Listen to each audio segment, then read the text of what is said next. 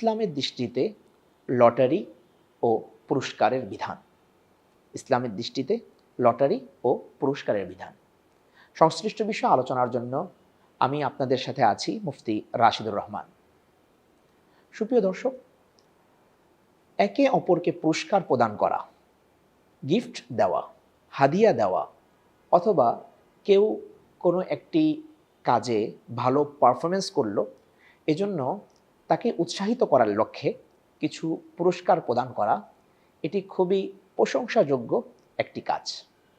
কোরআন মাজিদে আল্লাহ সুবহানাহু ওয়া তাআলা এই বিষয়ে আমাদেরকে বিভিন্ন জায়গায় উৎসাহ প্রদান করেছেন।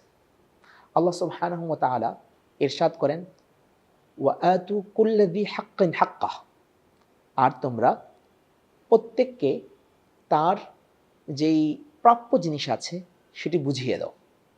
মুফাসসিরিনে কেরাম এই আয়াতের অধীনে এটি বলেছেন যে এটি চুক্তিগত প্রাপ্যতার ক্ষেত্রে যেভাবে প্রযোজ্য আয়াতটি, অনুরূপভাবে আপনার অধীনস্থ কোনো ব্যক্তি যদি কোনো একটা ভালো কাজ করে, অথবা আপনার সাথে সংশ্লিষ্ট একজন মানুষ যদি কোনো একটা ভালো কাজ করে, তাহলে তার প্রাপ্য হচ্ছে উত্তম কথার মাধ্যমে তাকে উৎসাহিত করা, এটাও একটা পুরস্কার। তার প্রাপ্য হচ্ছে কোনো কিছু বাহ্যিক কোনো কিছু তার হাতে তুলে দেওয়ার মাধ্যমে তাকে পুরস্কৃত করা, এটাও একটা পুরস্কার। তার প্রাপ্য হচ্ছে যে আপনি তাকে তার মতো করে সে যেটাতে উৎসাহ বোধ করে এমন কোনো কিছু দেওয়া, খাওয়ানো, এটা তার জন্য পুরস্কার। তো এই পুরস্কারকে ইসলাম উৎসাহিত করে, এই পুরস্কারকে ইসলাম উৎসাহিত করে। তবে এক্ষেত্রে আমাদেরকে মনে রাখতে হবে যে পুরস্কার যখন একজন ব্যক্তি প্রদান করবেন, তখন তিনি এমন হতে পারবেন না যে তিনি সংশ্লিষ্ট কাজের মধ্যে সংযুক্ত আছেন। একটু খোলাসা করে বলি, সেটি হচ্ছে, ধরুন একটি ফুটবল খেলার আয়োজন হলো।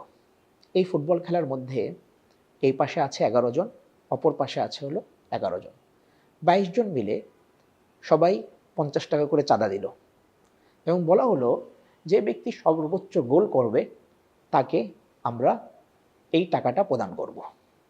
তাহলে এখানে প্রত্যেকের অংশগ্রহণ আছে, প্রত্যেকের এখানে অংশগ্রহণ আছে এবং তাদের একজন এই টাকাটা পেয়ে যাচ্ছে।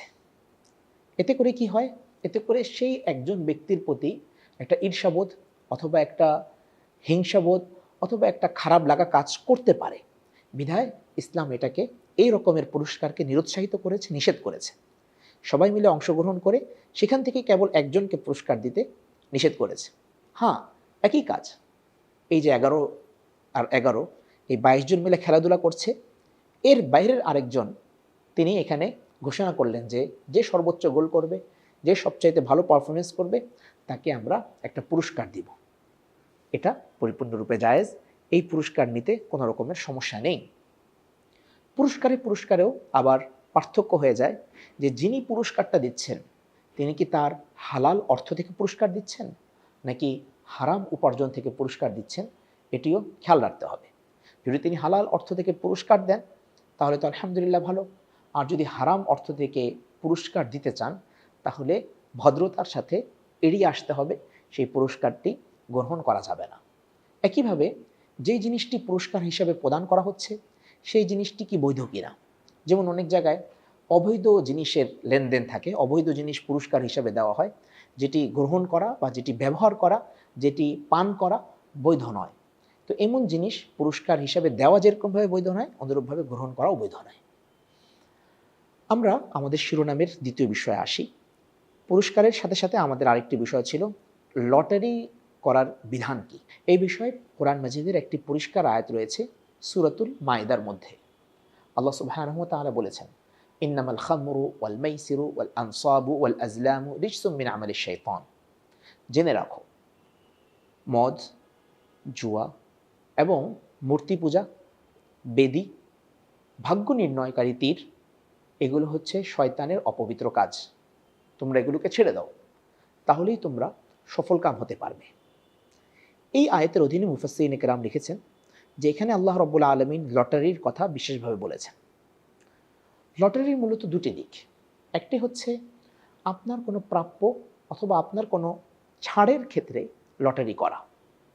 যেমন ধরুন, আপনারা দুইজন মিলে কোনো এক জায়গায় যেতে চাচ্ছেন, কিন্তু সেই জায়গায় যাওয়ার মাত্র একটি পথ, একজনই কেবল প্রথমে যেতে পারবেন, আর দুইজন একসাথে সেখানে যেতে পারবেন না। দুইজনে মিলে লটারি করলেন, কে আগে যাবে কে পরে যাবে। তো লটারিতে ক ব্যক্তির নাম উঠল। এরকমের লটারি কোনো প্রাপ্যতা নিশ্চিত করার জন্য অথবা কোনো একটা ত্যাগের ক্ষেত্রে যদি লটারি করা হয় তাহলে সেটি বৈধ, সমস্যা নেই।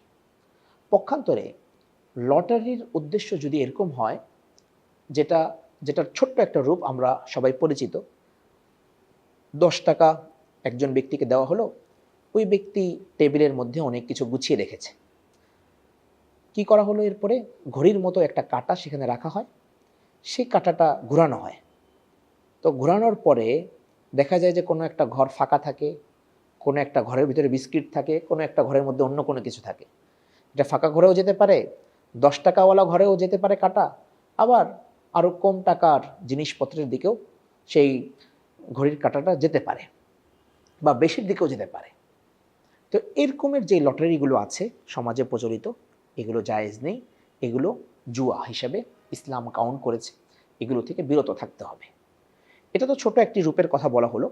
লটারির আরও বিস্তৃত ময়দান এবং পরিবর্তিত বিশ্বের মধ্যে নতুন নতুন বিভিন্ন দিক আসছে, যেটার ছোট্ট রূপ বা ছোট্ট উদাহরণের মাধ্যমেই যেটার বিস্তৃতি আমরা উপলব্ধি করতে পারি। এজন্য লটারি কোনটা করা যাবে কোনটা করা যাবে না, সবচেয়ে ভালো হয় যে আমরা সংশ্লিষ্ট বিষয়ে যখন আমি লটারি ধরতে যাচ্ছি এর আগে আমি কোনো একজন নির্ভরযোগ্য শাইখের শরণাপন্ন হব, তার কাছে এটা পরামর্শ করব, তার কাছে এটা উপস্থাপন করব, এরপরে সিদ্ধান্ত নেব যে এই লটারিতে আমি অংশগ্রহণ করব কি করব না। আল্লাহ রব্বুল আলামিন আমাদেরকে ইসলামের সব বিধিবিধানগুলো পালন করার তৌফিক দান করুন, এবং যেই হারাম জিনিসগুলো আছে, নিষিদ্ধ জিনিসগুলো আছে, লটারির যে অংশটা নিষিদ্ধ, পুরস্কারের যে অংশটা নিষিদ্ধ, সেগুলো ত্যাগ করার তৌফিক দান করুন, এবং যেটি জায়েজ আছে, বৈধ আছে, সেগুলোর সাথেই থাকার তৌফিক দান করুন।